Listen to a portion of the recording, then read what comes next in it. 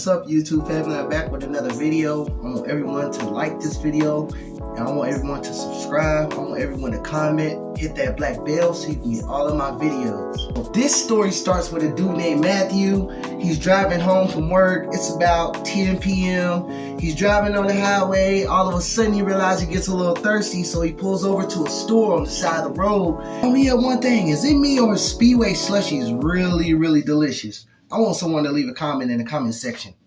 So back to the story. So as Matthew's in the store, he grabbed a Reese cup, he grabbed him a slushie at the counter, and he give the clerk the money. You know, he trying to hurry up and get home because, you know, he ready to lay down. So as Matthew's leaving out the store, here a guy say, "Excuse me, sir, do you have any change?" Matthew says, "Nah, sir, I'm sorry," and keeps it moving. But then the guy's like, "Hold on, sir, which way are you going? I've been stranded out here for a whole day, no one to give me a ride." For some reason, Matthew usually doesn't do this, but this guy, I don't know, he didn't look really crazy or nothing, so he didn't make Matthew feel any type of way. Even though he didn't want to do it, he said, "I'll give you a ride, man, come on." So the guy's walking over to Matthew's car. Matthew gets in the car. Matthew's driving on the road like this. Next thing you know, he's looking over at the guy. The guy, he seems really quiet, even though he was just talking a lot before he got in the car. So Matthew says, "Hey man, what's your name?" This man says, "I don't really want to tell you my name." Even though Matthew's kind of thrown off by it, he keeps trying to create conversation because Matthew's starting to feel a little strange at this moment. Now it's been about, 10 minutes on the road. Matthew's home is about 15 minutes away. So he asked the guy, "Hey man, where you want me to drop you off at?" And the guy's like, "Oh no, keep going." Even though Matthew didn't want to keep going, Matthew, he's driving like this. And then this guy looks down at Matthew's Reese cup and he says, "Hey man, you mind if I have that Reese cup?" Matthew says, "No, I don't mind," even though he did mind, because mind you, Matthew really loves Reese cups. So anyway, as Matthew's driving, he can see on the side of his eye that this dude is staring at him, and he keeps grabbing in this black bag.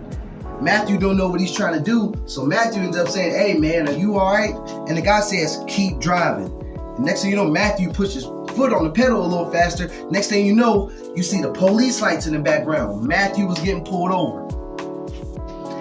Matthew knows he was going the speed limit. He didn't know what he was getting pulled over for, so he didn't have anything to hide. So Matthew pulled over him to the side, and the man said, "Dude, what are you doing? Why did you stop?" And Matthew's like, "What's going on? What do you mean?" "They're looking for me." And Matthew's like, "What's going on?" So the officer, by this time, he's at the window. He says, "Sir, you have license and registration?" Matthew gives that to him. After that, police officer shines a flashlight over to the man in the passenger seat and says, "Hey sir, you look familiar. You mind giving me your name?" And the man, he gets out the car and tries to run, but the other officer catches him and tackles him. So while Matthew got his hands up like this, the officer says, "You stay right there and don't move." And they put the other guy in the car and lock the doors. After they put him in the car, more backup arrived. And next thing you know, they walk over to Matthew with a serious look on their face and they say, "Sir, you don't know how lucky you are to be alive." Matthew looks at them stunned and says, "What do you mean, sir? I just met him at the store. He asked for a ride." The two officers look at each other and they say, "Well, sir, turns out you gave a ride to the most notorious serial killer that we've been looking for a very long time. He's been murdering women all around the area. We didn't know his whereabouts until you bumped into him, so basically, thank you for helping us find him." Matthew looks at him and says, "Thank you for saving my life." The police officers say, "Well, sir, no, thank you. And I want you to drive safe and be careful who you give a ride to." And as they're walking away, they look in the car and they say, "Hold on, sir, move aside." And as they open up the door, there goes a bag right there. It has rope, it has a knife, and it has zip ties. Matthew's looking there like this. He can't believe it. As Matthew jumped back, the officers jump in the car and grab the bag. They look at Matthew and say, "See, I told you, sir." They look at each other and say, "That's all the evidence we need. Drive safe and don't give anyone any more rides tonight." Matthew's rubbing his chin like, "Man, next time I'm gonna be more careful who I give a ride to." If y'all like this video, I want everyone to like, comment, and subscribe to this channel. And if you have not subscribed to this channel, please do it. I will highly appreciate it. And don't forget to click that notification bell so you can get all of my videos. If you like this video, comment more stories that you want me to do just like this. Thank you.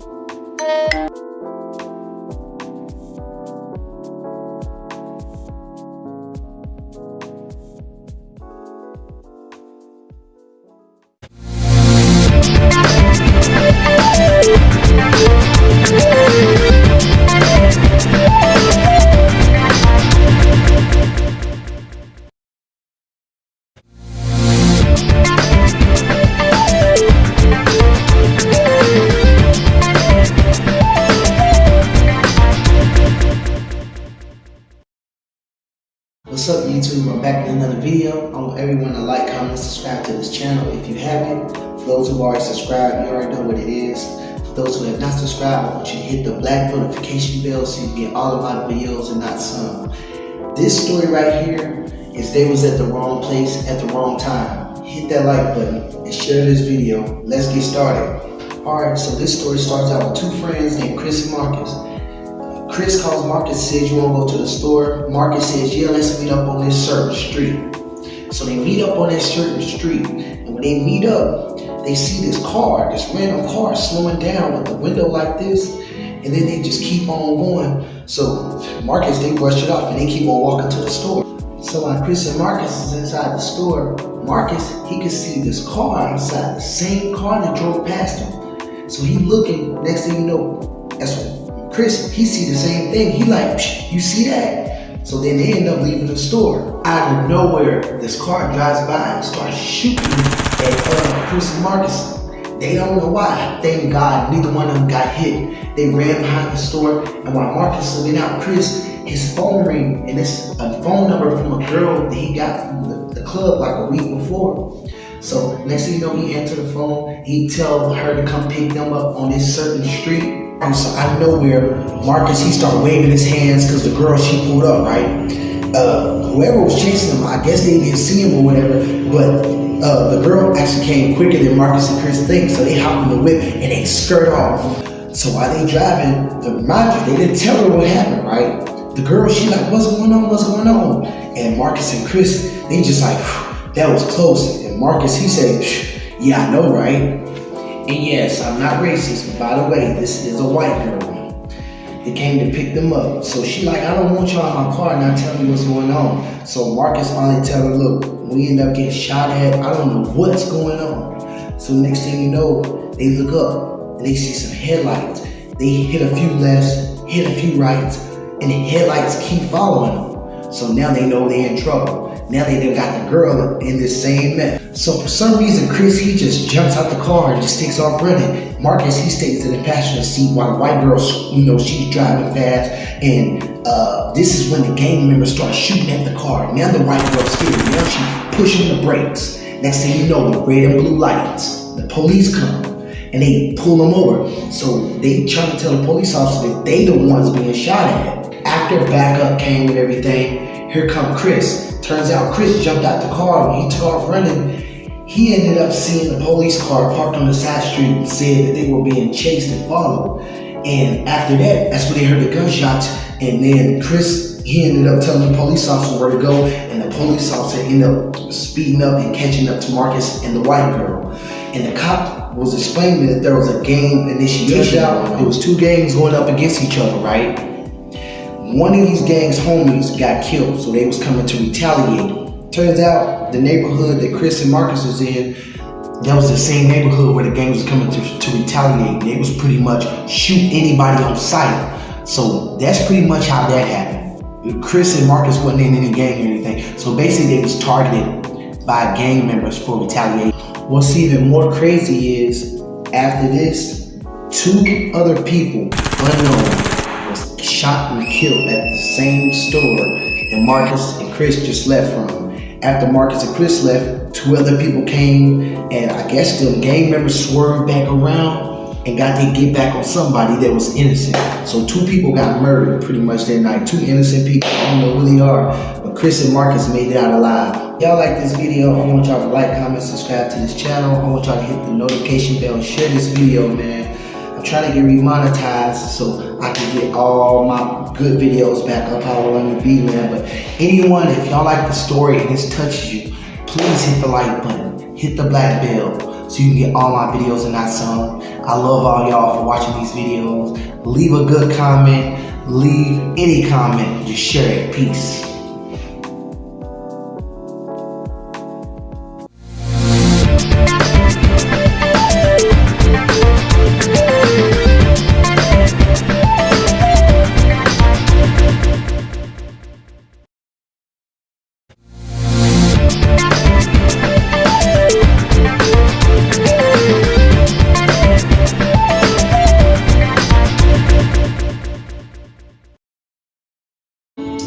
What's up, YouTube? I'm back with another video. It's your boy Montez Wheeler. I want everyone to hit that like button and subscribe to this channel. If you have not subscribed to this channel and you're a new viewer, I want you to hit that black bell so you can get all of my videos and not just some. Today, I'm coming back with another good story called He Saved Their Child at Walmart. Stick around for this one. Y'all gonna like this one. Okay, so you got a guy named Charles. Charles is around my age, 26, 27, one of those. Anyways, Charles is homeless. I don't know what led up to him being homeless, but he is in this story. So Charles, the only thing he does have left is a car that he got a year ago from his last job. So Charles, that's how he gets from plan A to plan B. Okay, so let's fast forward to this day. Okay, Charles, he's standing in front of Popeyes. He's panhandling, asking for money. Some people shoo him away. Some people actually give him some money. So he ended up getting some Popeyes, right? Charles goes in the back of one of these buildings that he knows nothing about. It's probably closed. The sun's going down. Charles is back here eating his Popeyes. And he suddenly remembered he got to wash up. So he went in Family Dollar and stole a rag and soap and some toothpaste. He didn't want to, but he had to do what he had to do, right? Now it's getting nighttime-ish. It's about 9 p.m. Charles knew he had to wash up. So he would always go to this one Walmart in the hood. It's just that he went to the same one he's been going to since he's been homeless. I guess to keep the same vibe going or whatever. But he goes in Walmart, he washes up, he got his weed in the car. I mean, due to YouTube policies, he got his green in the car. And he's just smoking and eating and watching videos, and then he eventually goes to sleep. Next thing you know, Charles is woken up to a scream. He looking around like, what's going on? He think it's a video playing on his phone that was just on already on Play Next. You know, the phone that says Play Next Video, he thought it was one of those. But he realized his phone was dead and he forgot to put the charger in. So he laid back down. Then he hears the scream again. Now he's looking around. And when he look across the parking lot, he sees a pregnant woman getting mugged by a robber. So now Charles, he jumped out the car and he ran over there to the woman. And then the robber, by this time he got the woman's purse, he janked it, he jumped in the woman's car and peeled tight. Next thing you know, Charles go up, he tell the woman, you need any help? The woman's like, yes, he has my baby in the backseat. Next thing you know, Charles, he jumped in his van and went on a full chase, chasing the robber, like 10 minutes down the road. So now Charles, he's not even worried about crashing his car, right? He's driving up on the robber, trying to bang the car, get on the side of the road, because now all he think about is a kid in the backseat. He don't know if it's a baby, a little girl, or whatever. But he's driving and the robber, I guess, I don't know what happened. This guy must have been drunk, but the car spun out of control just a little bit enough for the car to crash and come to a stop. Charles jumps out the car. The robber, he tries to run, but Charles catches up with him. The statue that Charles was coming towards the robber, he immediately cringed up on the ground, and Charles committed a beat down on the robber, just beating him senseless.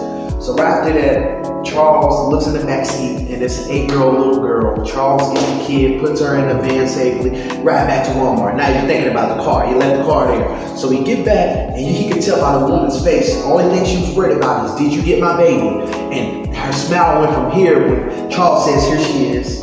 The woman I'm talking about, she damn near got on her knees and thanked Charles and said, if you wasn't around, no telling what could have happened. And Charles is like, man, I'm so glad I was around. Is there anything else I can help with? I mean, why are you here, this lady? And the woman, she's still shaking, holding on tight to her daughter, and with a big stomach, she was pregnant. She was telling Charles that she needed some milk for the baby, and no other stores was open. And she knew the Walmart was gonna close around 11, so she just chose to hurry up and run there and get it. The milk, of course. So Charles was like, okay, cool.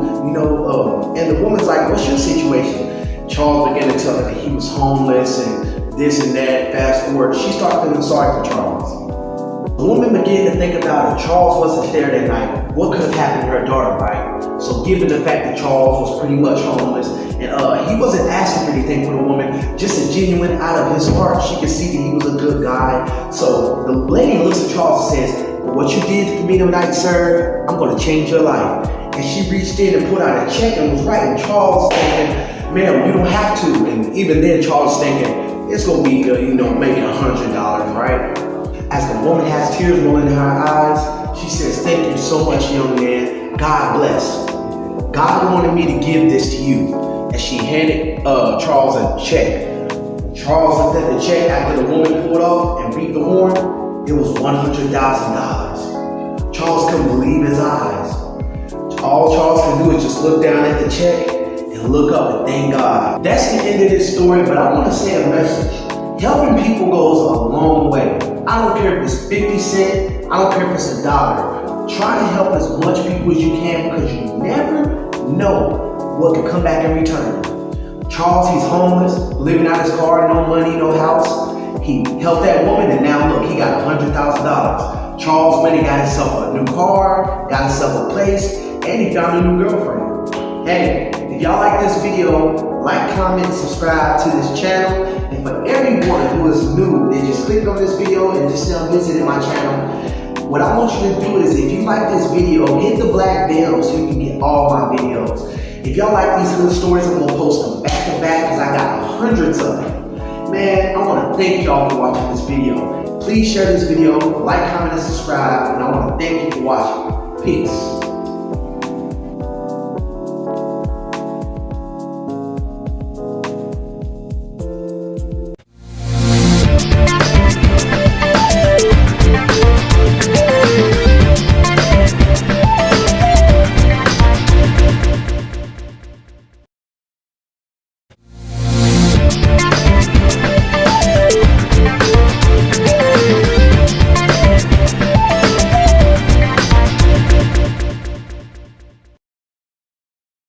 What's up, YouTube? I'm back with another video. I want everyone to hit that like button, comment, and subscribe to this channel. And don't forget to hit the black bell. This next story that I'm bringing out today is called The Evil Grandma. Y'all might want to stick around because I think y'all might like this one. Okay, so you got this young guy. His name is George, right? It's a hot day. I mean, 95 degrees outside. George is riding along because he likes to go on long rides on his bike. So he's riding along. When he gets so tired after riding for like an hour straight, he stops in front of his house. As he looks at the mailman, he says what's up to the mailman. And whenever the truck pulls off, he sees this nice pink house. And then all of a sudden, George hears an old lady's voice say, "Hey young man, you look like you're hot. Are you thirsty? Do you want a cup of tea?" And George looks over and it's an old, frail, mean looking woman standing on the porch. I ain't gonna lie, it was so hot outside this day, anyone would have took this cup of tea from this woman. The old lady says, "Young man, hurry on in. It's real hot out there." So George looks around, no one else is outside, so George, he parks his bike in the front, he walks in the house, nothing's wrong, everything's feeling straight. So next thing you know, George notices that he hears like 7 locks being locked on the door behind him. George, he brushes off and takes his seat. A woman says, "Young man, what's your name?" George tells her his name. But after that, the woman offers George some food, but when he looked down at the food, it looked real nasty. George didn't want it. So then she offered George some tea. As funny as it sounds, this tea was actually pretty good. He actually felt like his grandma made it. So George is just sitting there for about 30 minutes talking to the old woman. The old woman's laughing and talking, and she offers George some cookies. George agrees, he eats the cookies, but then he realized he needed something to wash it down with, so he asked the woman for another cup of tea. The old woman gave him a cup of tea. Right after that, that's all that George remembers because he passed out. He woke up 3 hours later in the basement. The next thing you know, George wakes up in the day, scratches his head like this. He don't know what's going on, but he realizes he's locked in the basement. He yells, "Ma'am, let me out of here before I call the police." When he taps his pockets and realizes that he don't even got his phone. So the old woman says, "You're never getting out of here." So George, he panics. He looks around for a way out. George sees a blue room and he runs towards the blue room. He goes in this blue room and all of a sudden he realizes that just leads to another room in the house. So DJ all of a sudden hears footsteps coming down the steps and all of these crazy dogs barking. So next thing you know, DJ hides behind something.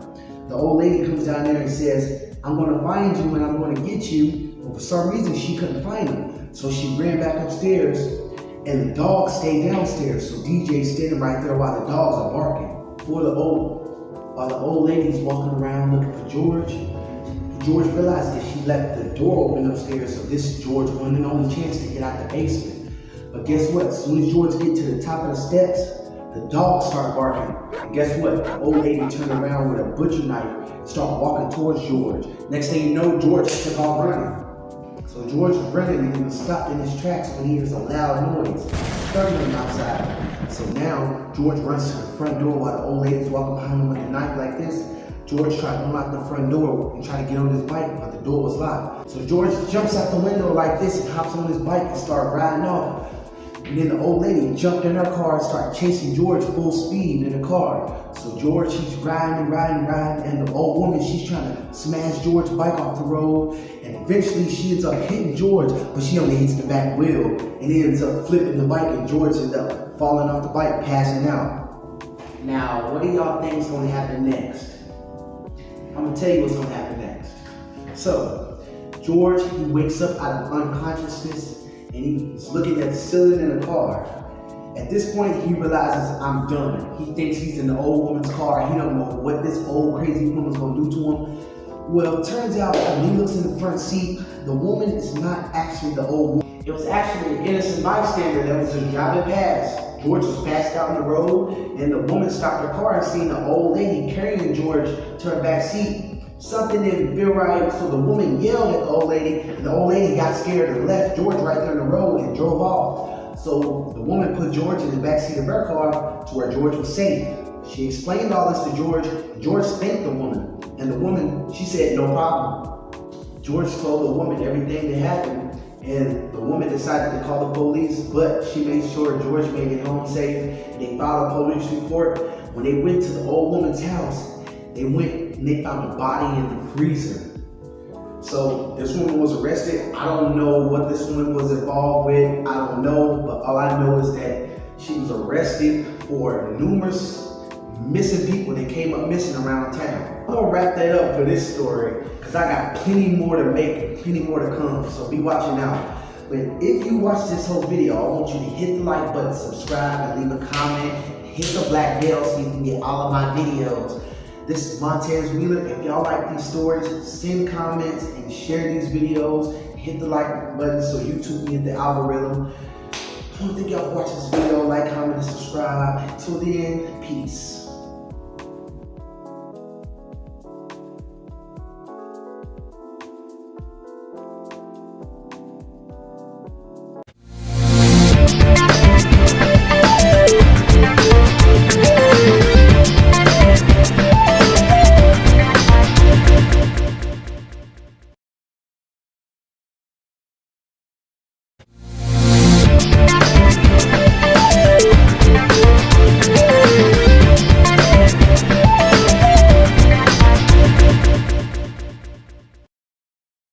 I want everyone to like, comment, and subscribe to this channel. If you're new to this channel, hit the black bell so you can get all of my videos, not some.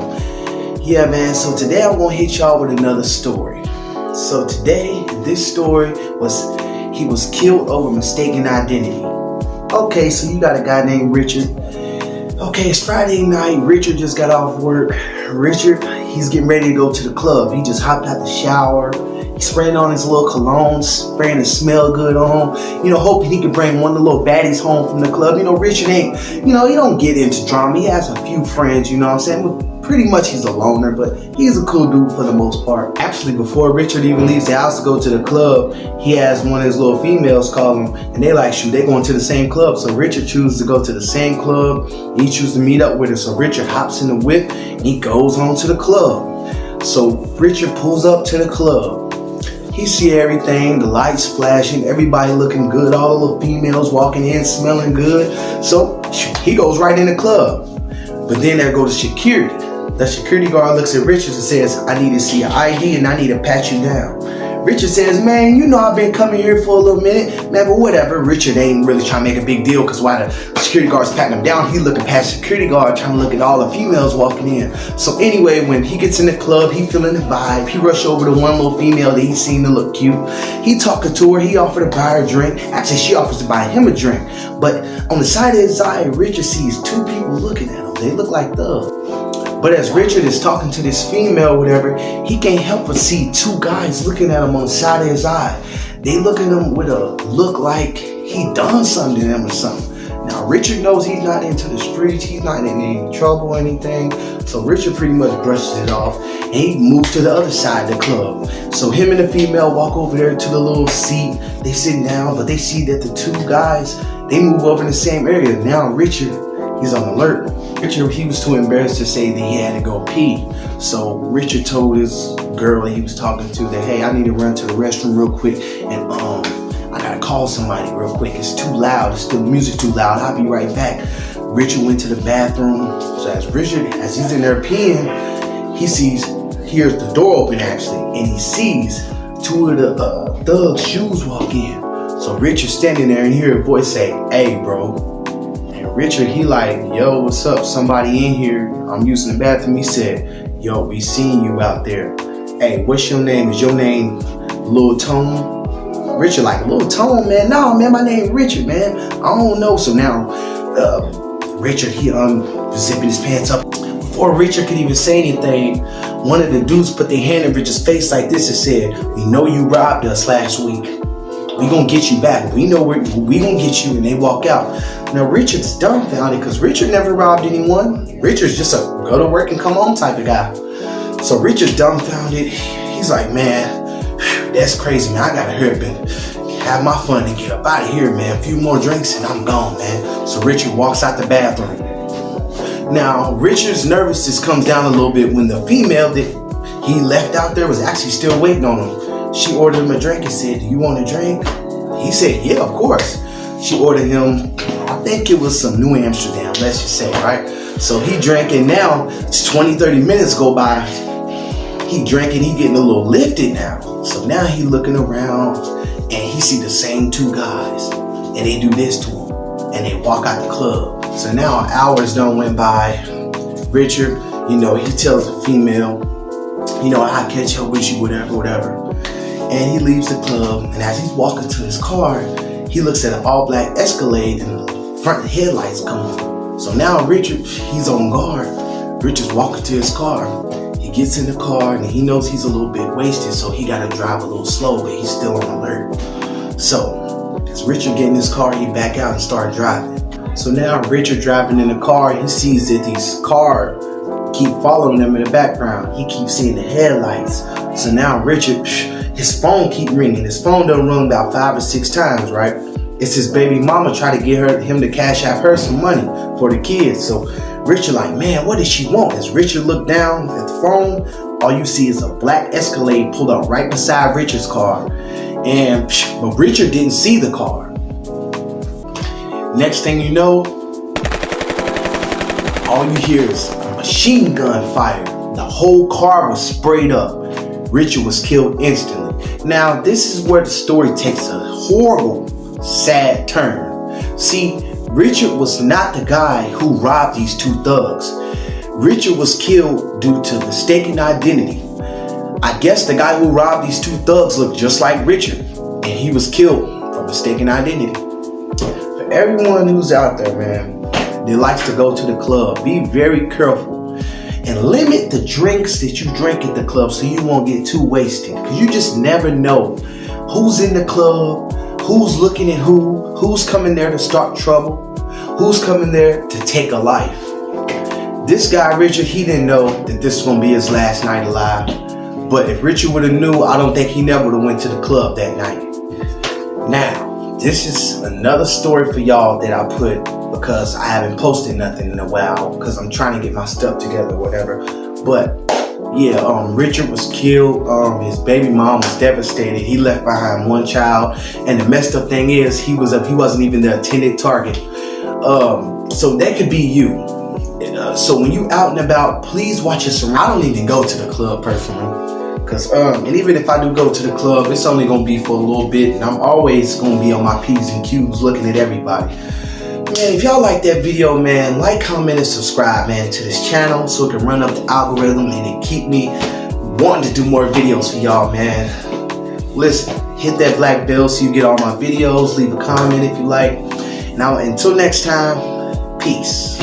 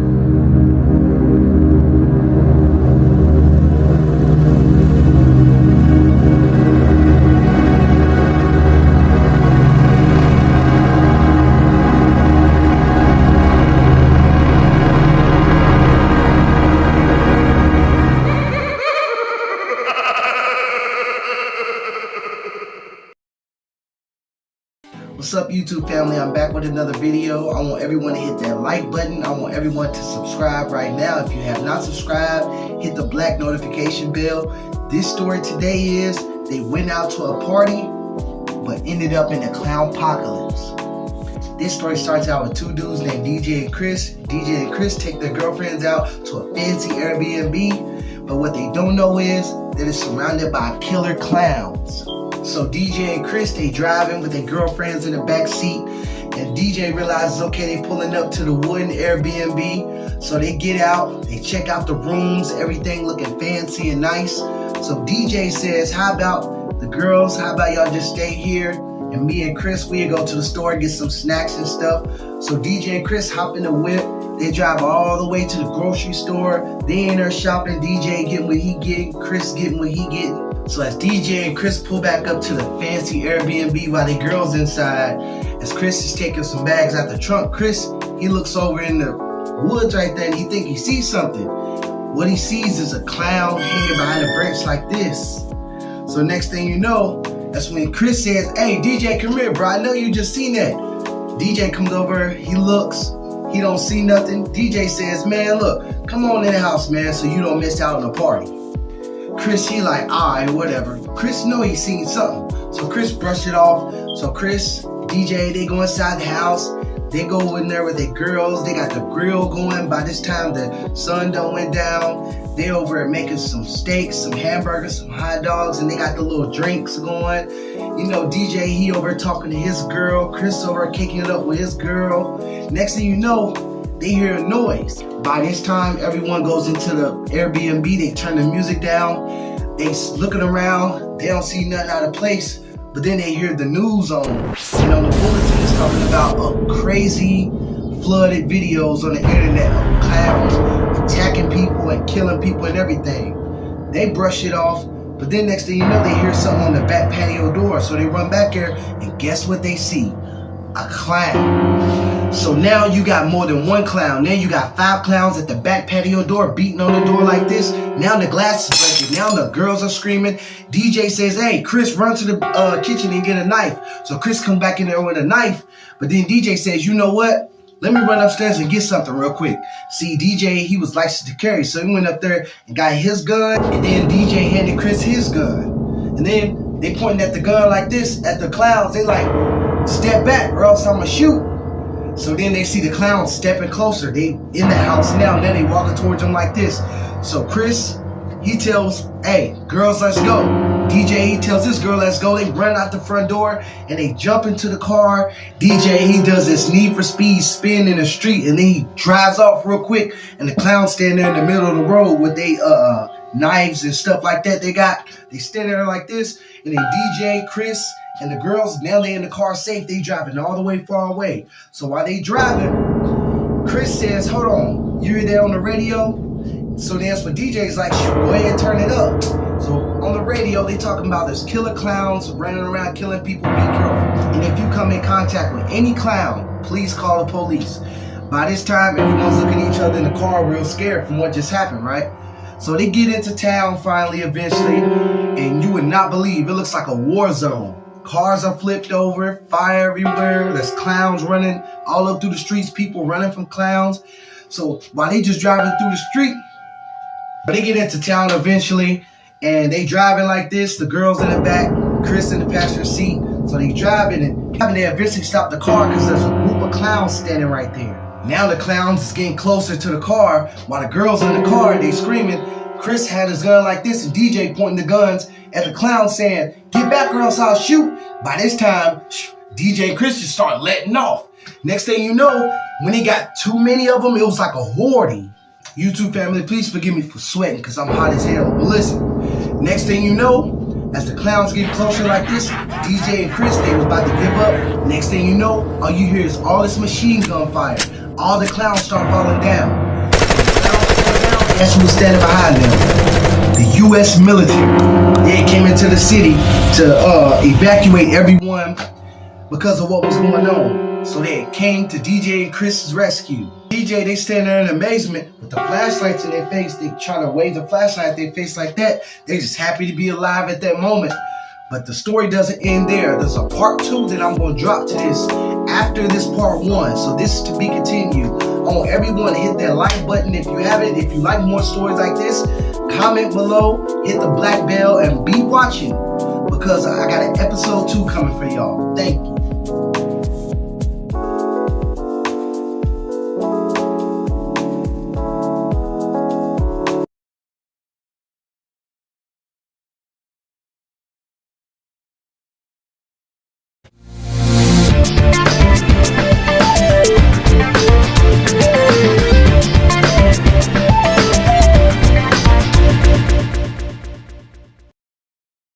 Like button. I want everybody to subscribe to this channel if you have not subscribed. I want everybody to click that black bell so you get all my videos and get all the notifications. Now today, this story starts out with, let's say, a guy named DJ. He's 18 years old. He just made 18 last month actually.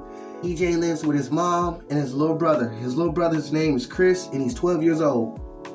Every day when DJ's mom went to work, his job was to take his little brother to school, and then he go to school. But today he decided to skip school and go hang out with a group of friends. So while DJ's mom's at work and his little brother's at school, DJ decided to go out and go join a gang. This gang said DJ could be in the gang only if he would do one thing, and that's to take the life of someone else. I don't know why, but DJ said yes. DJ wanted to feel love. So this gang said, we'll love you, we'll give you money, we'll give you anything you want. As long as you do what you said you was gonna do, we'll give you what we told you we was gonna give you.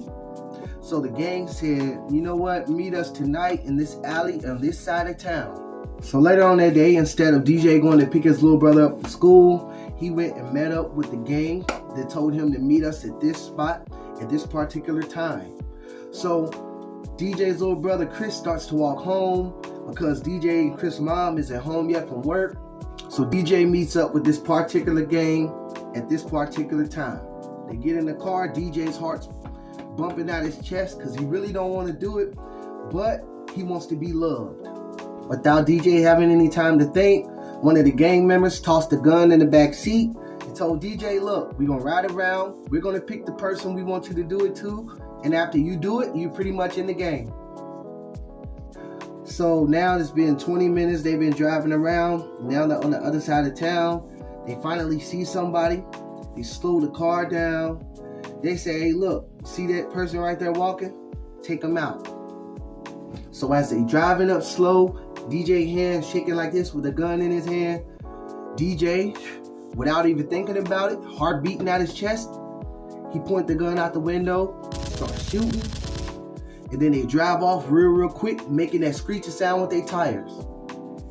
By this time, everyone in the car is yelling at DJ saying, you in, you in, you in. DJ, his heart's beating out his chest. He feel like he's finna faint. He can't believe what he just did. But over time, DJ's heart began to slow back down to normal. And before he knew it, he realized he was in the gang. Police were not behind him or anything. So they feel like they pretty much got away with it. So they drop DJ off back on his side of town and he starts to walk home. So by this time, DJ walks into the house. Not even 5 minutes after walking in the house, DJ's cell phone gets to blowing up. He got 20 missed calls from his mom. I guess he didn't feel the phone ringing when he was running home, because you know what he just did, right? His adrenaline was rushing. So DJ answers the phone. It's his mom. She's yelling. She's screaming on the phone. She's saying, your brother's been shot. Your brother's been shot. By this time, DJ's mother's pulling up in the driveway. She jumps out the car and says, your little brother's been shot. DJ can't believe what he's hearing. DJ's eyes is like this wide. He can't believe what's going on. To everyone out there, never join a gang. Let me sum this whole story up for you. The person that DJ did a drive-by on was his own little brother. If y'all like this video, like, comment, subscribe to this channel. Peace.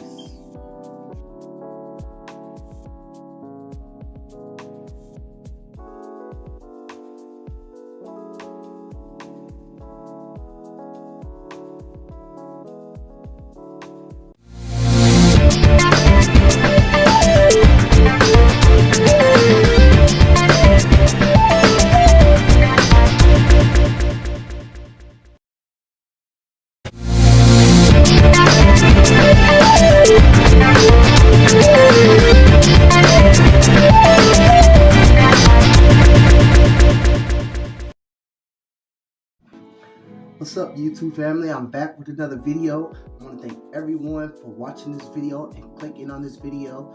I want you to hit the like button, hit the subscribe button, leave a comment, and don't forget to hit the black bell notification so you can get all of my videos. This story starts right here with a dude named Marcus. He's walking from the store, you know what I'm saying, eating some hot Cheetos, eating a honey bun, and he drinking a purple Faygo. You know, he just walking along, just eating, just drinking. And then all of a sudden, he hears some footsteps behind him. Next thing you know, there's 3 black dudes. They got on hoods. One of them pull up a gun like this, and they say, hey, bro. Hey, I know you hear us talking to you. Run them pockets. Marcus caught off guard. He don't know what's going on. He throw his hands up like this. He say, hey, I don't know what's going on. And he dropped the bag of chips. He dropped everything. He take off running. As he's running, he hear gunshots hit around him as he's running because the 3 dudes chasing him. So they turn around and take off. And Marcus, he keep on running. But they didn't leave. They was going to get a car. But the dudes, the gang members, they wasn't going nowhere. They ran back to get their car. So they driving around the hood looking for Marcus. Marcus running through backyards. Marcus is scared to death. So Marcus, he's running. You know what I'm saying? For some reason, he can't get away from him. I guess they knew the hood pretty well. So they kept him driving through. Marcus, he's running past bandos. He's getting behind garbage cans. And all of a sudden, while Marcus, he's running. Next thing you know, hear a voice say, hey, there he is. There go the 3 gang members. They start shooting at him. Marcus keep on running. For some reason, Marcus hit this back street. He heard another noise. Say, hey, bro, what's going on? Marcus look over. It says homeboy, Big Mike. He run over to Big Mike's car. Marcus like, hey, bro, let me in. Big Mike, he speed off. So as they get away in the car safe and everything, Big Mike, he's like, bro, what's going on? Marcus, he is telling, man, I don't know, man. I was walking from the store, eating some chips, drinking a Faygo, eating a honey bun, and then 3 guys ran up on me. I guess they tried to rob me. Big Mike told him, oh, yeah, man. I forgot to tell you about this area, man. That's real bad, man. Man, they just had a news coverage this. Everybody going around here getting robbed, bro. Why was you out this late? Marcus say, man, I don't know. I always walk to that store all the time. Ain't nothing ever happened to me. Well, Big Mike said, well, look, homie, look, I got to drop you off where you want to be dropped off at. So next thing you know, Marcus ended up telling him where to get dropped off at. Marcus ran to the house real fast, looking behind him, making sure nobody behind him. And Marcus, he got in the house safely, locked all the doors, ran to the room, took his clothes off. He was glad to be alive. Hey, when y'all out and about, man, make sure y'all watch y'all surroundings, man, because you never know what people be on. Ever since that day, Marcus, he never went to that store again. He actually ended up saving up money from his job and getting a car, and he ended up driving to another store. Man, I want y'all to hit this like button, man. Hit that subscribe button, man. Like this video, share this video, subscribe to this channel, hit the black notification bell. If you like more stories like this, man, comment, and I'll make another one. Peace.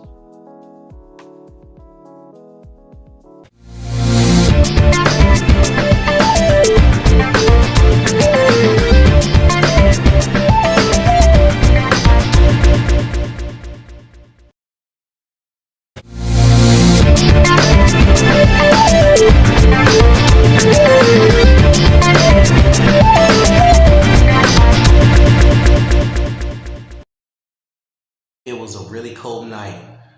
James get a text from his girlfriend and say, come to the liquor store. James pull up to the liquor store. Matter of fact, it was 2 o'clock in the morning to be exact. As James looked down and text his girlfriend and say, I'm here at the liquor store, there goes a silencer right here to James' brain. And we gonna backtrack. This is just the intro. We gonna get into the story right now.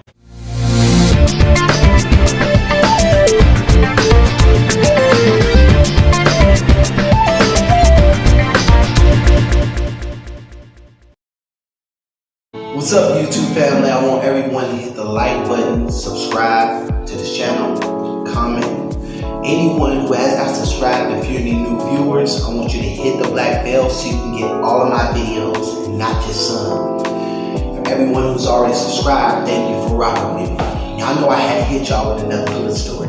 So today, this is going to be, she took her baby daddy out, or got her baby daddy taken out. So you got this guy named James, right? James, he's a very good guy. He works. He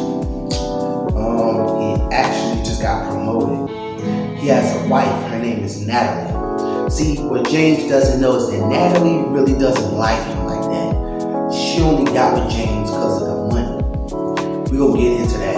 Okay, so it's the following week. James gets promoted to the highest position in his job. He's been working there for about 7 years now. So James' colleagues choose to take him out, have him a good time. They get a limo, they go downtown to Las Vegas, they gamble, they pop champagne, they hang out the top of the limo and going crazy.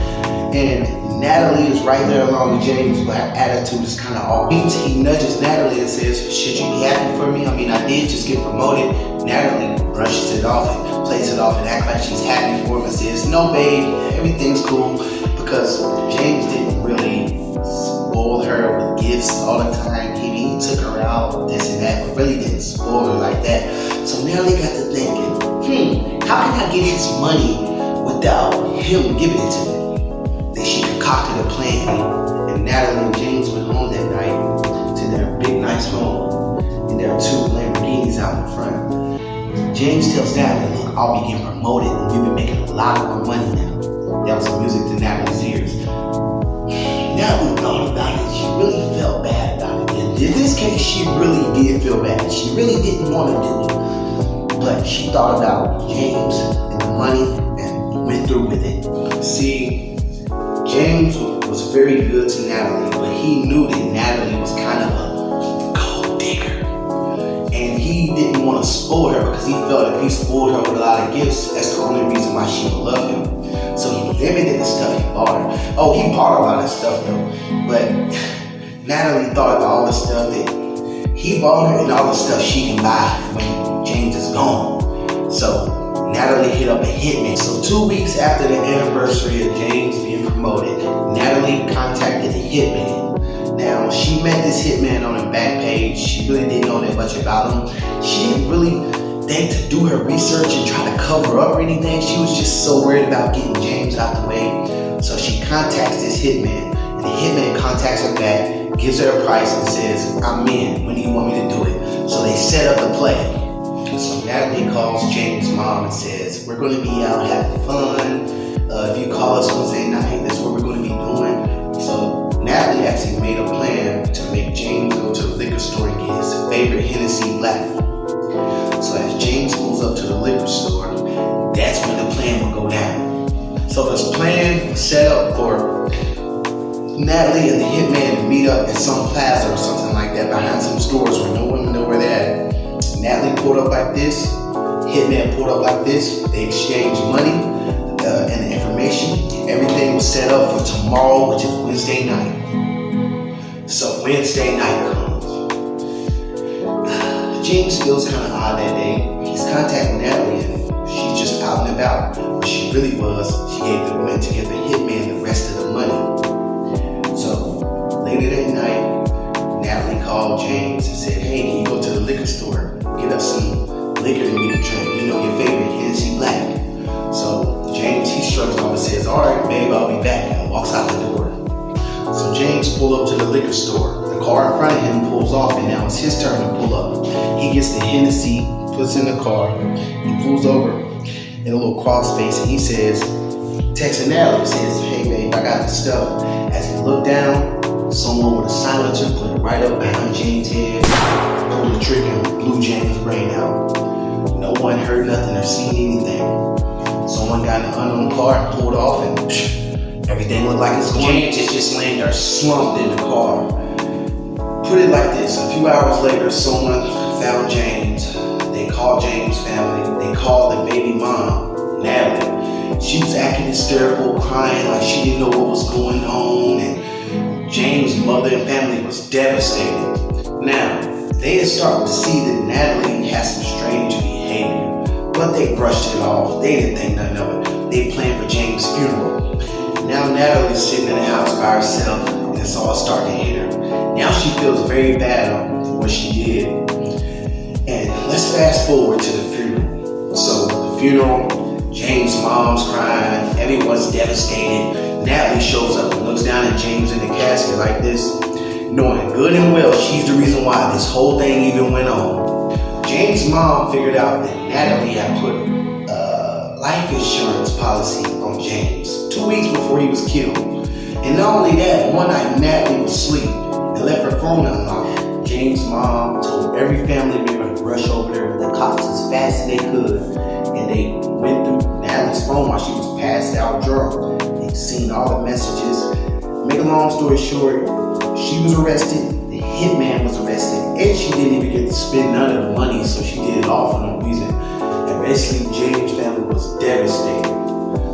Natalie, now it's all hitting her. All she could do is just put her hands behind her back, pretty much. Natalie was sentenced to 99 years life without parole. Natalie, every day she cried herself to sleep. She couldn't handle being there. She couldn't handle that she was never going to get out. Then she started thinking about how good James was to her. And all the men that she was messing with behind James' back stopped contacting her.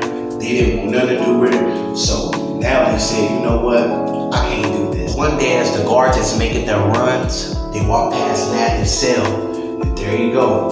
Natalie's feet dangling right there. She's hanging from the ceiling. Now the guards is rushing. We need a medic, we need a medic. It was too late. Natalie was gone.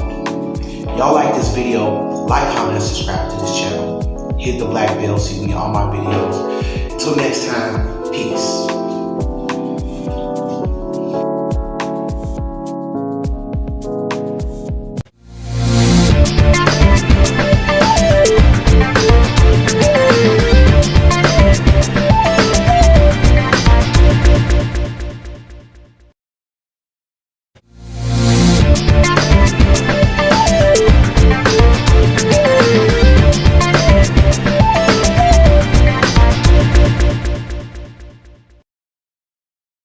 What's up, YouTube? I'm back with another video. I want everyone to like, comment, subscribe to this channel if you haven't. For everyone who's already subscribed, y'all already know what it is. I'm gonna get right into it. But for the ones who have not subscribed, I want you to hit the notification bell and hit that black bell so you can get all of my videos and not some.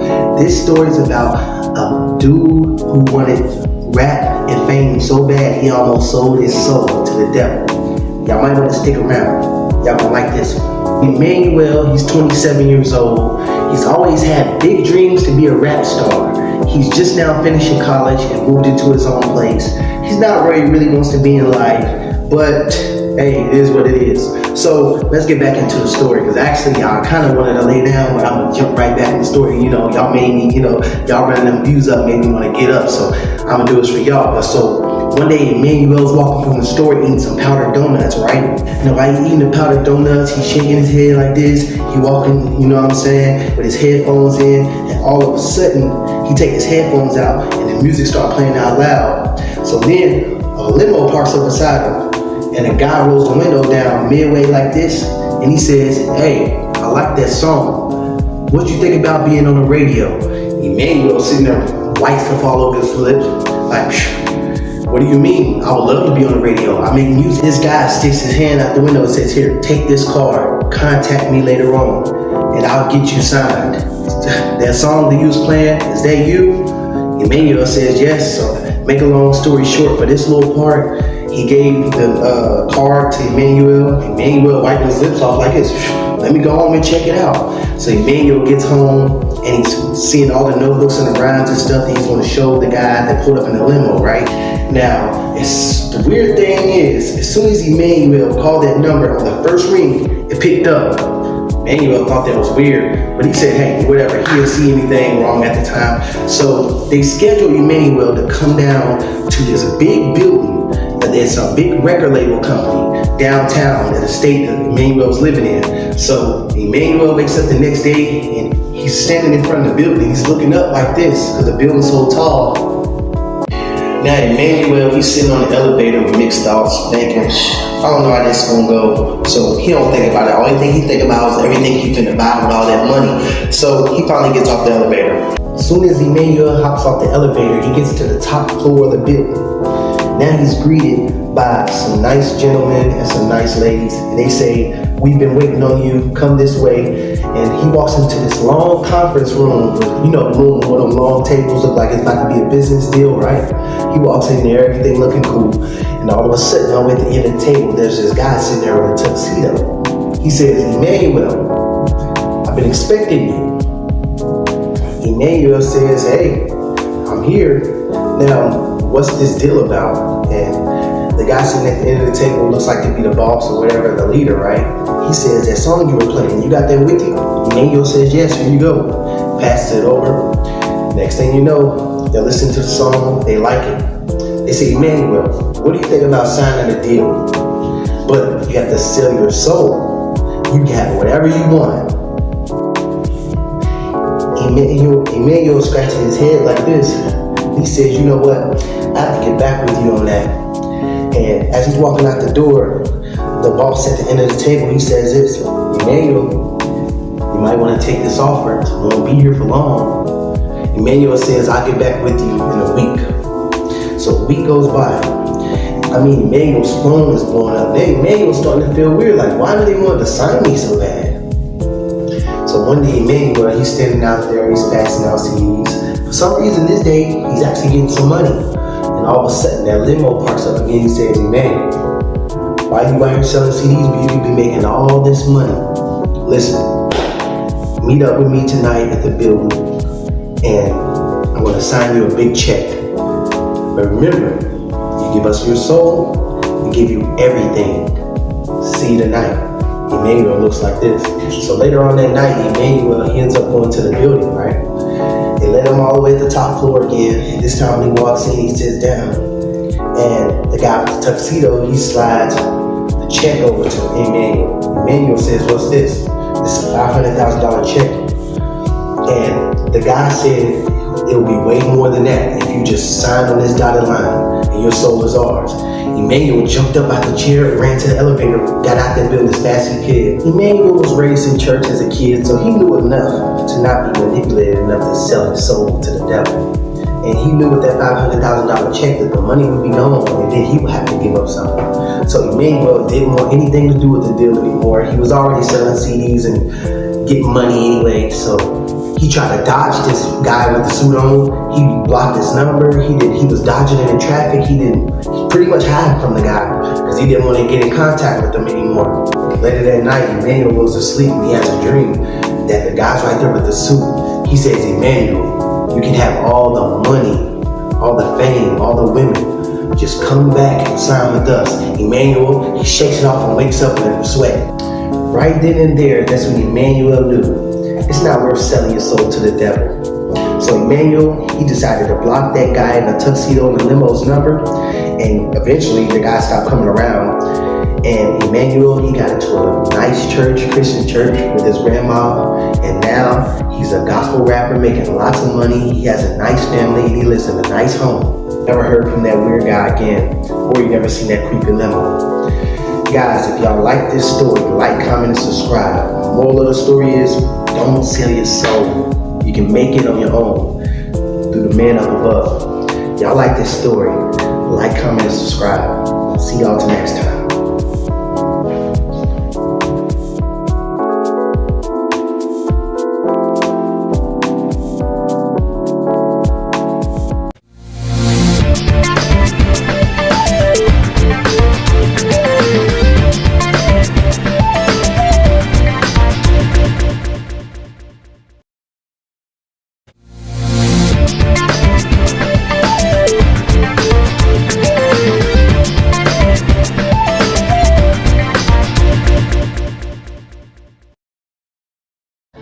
What's up, YouTube? I'm back with another video. I want everyone to like, comment, and subscribe to this channel. For all the new viewers, I want you to hit the like button and hit the black bell so you can get all of my videos and not some. Today, this video is going to be a little shorter. It's going to be called He Just Snapped and He Killed His Baby Mama. Y'all want to stick around because I know y'all don't like this story.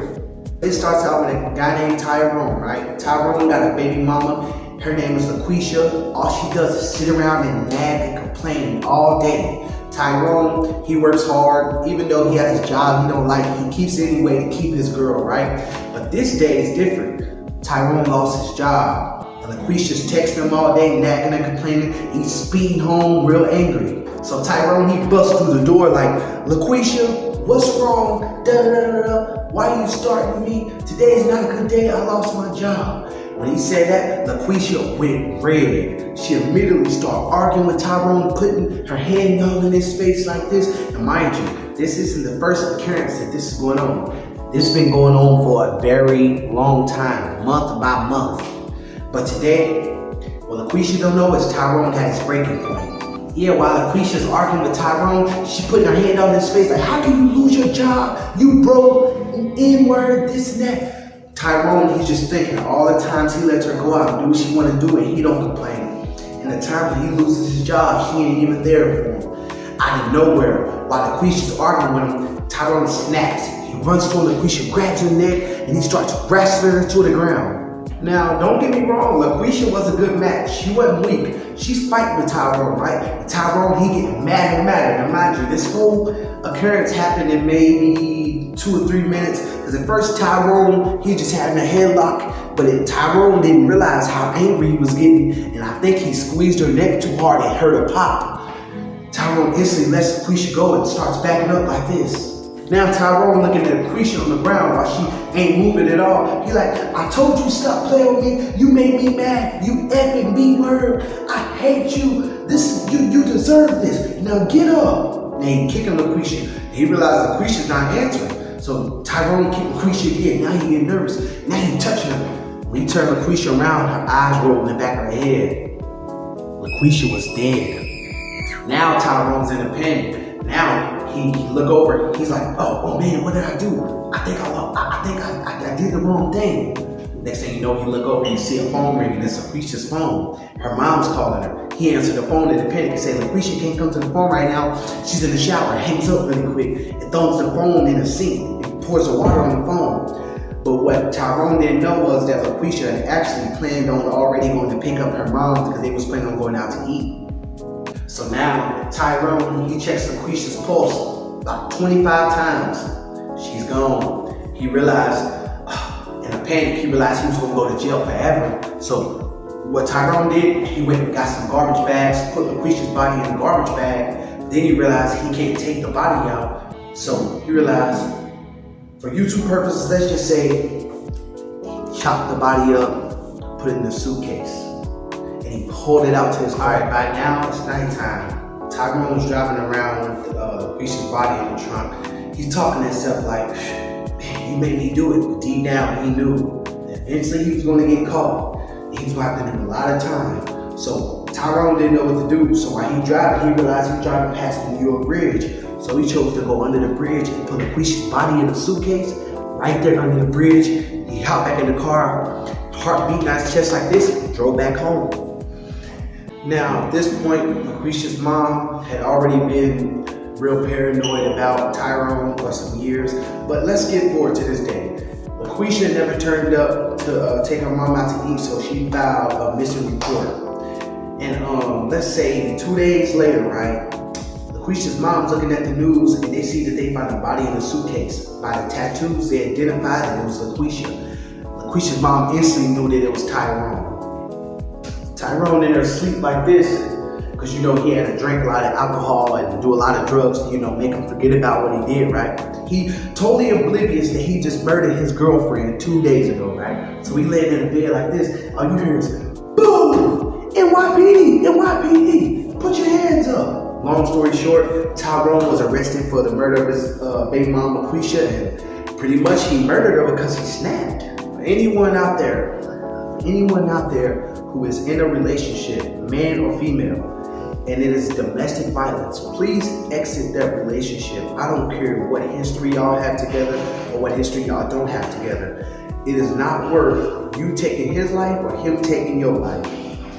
Anybody out there, if this touches you, please like this video. Like, comment, subscribe to his channel, hit the black bell so you get all my videos. That's the end of this story. Thank you for watching. Peace.